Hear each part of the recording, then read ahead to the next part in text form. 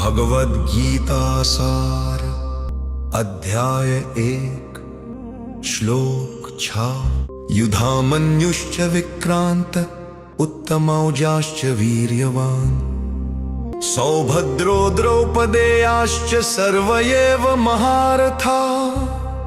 दुर्योधन कहता है, हमारी सेना के सामने युधामन्यु जैसे पराक्रमी, अत्यंत वीर उत्तमौजा, सुभद्रा का पुत्र अभिमन्यु और द्रौपदी के सभी पुत्र महान योद्धा खड़े हैं। अब इसका तात्पर्य जानते हैं। यहां दुर्योधन पांडव पक्ष की शक्ति को गिनाते हुए अपने ही मन के भय को प्रकट कर रहा है। अधर्म पर खड़ा व्यक्ति शत्रु की शक्ति देखकर अंदर से और अधिक विचलित हो जाता है। भगवद गीता सार अध्याय श्लोक 7 अस्माकं तु विशिष्टाये तान्निबोध विजोत्तम नायका मम सैन्यस्य संज्ञार्थं तां ब्रवीमि ते। दुर्योधन कहता है, हे विजय श्रेष्ठ आचार्य, अब आप हमारी सेना के मुख्य योद्धाओं को भी जान लीजिए। आपकी जानकारी के लिए मैं उनका वर्णन करता हूं। अब इसका तात्पर्य जानते हैं। यहां दुर्योधन गुरु को संबोधित करते हुए अपने पक्ष की शक्ति बताता है, लेकिन यह शक्ति गणना आत्मविश्वास नहीं बल्कि भीतर की असुरक्षा को दर्शाती है।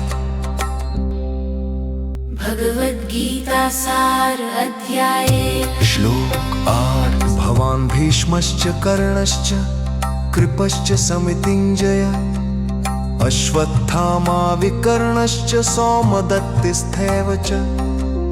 दुर्योधन कहता है, हमारी सेना में आप स्वयं आचार्य द्रोण, भीष्म पितामह कर्ण, युद्ध में विजयी कृपाचार्य, अश्वत्थामा विकर्ण और सोमदत्त का पुत्र भी है। अब इसका तात्पर्य जानते हैं।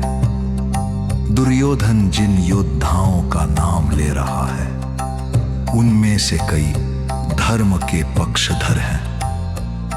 अधर्म जब अपने बल से आश्वस्त नहीं होता तो वह धर्मात्माओं का सहारा लेता है। भगवद गीता सार अध्याय श्लोक 9 अन्ये च बहवः शूरा मदर्थे त्यक्तजीविताः नानाशस्त्र प्रहरणा सर्वे युद्ध विशारदा। दुर्योधन कहता है, इसके अतिरिक्त और भी अनेक वीर योद्धा है जो मेरे लिए अपने प्राण त्यागने को तैयार हैं। वे विभिन्न शस्त्रों से सुसज्जित और युद्ध में निपुण हैं। अब इसका तात्पर्य जानते हैं। यह श्लोक दिखाता है कि दुर्योधन का पक्ष स्वार्थ और भय पर टिका हुआ है। जो बल विवेक से नहीं लोभ से जुड़ा हो वह टिकाऊ नहीं होता। भगवद गीता सार अध्याय श्लोक 10 अपर्याप्तं तदस्माकं बलं भीष्माभिरक्षितम् पर्याप्तं पिदमे तेषां बलं भीमाभिरक्षितम्।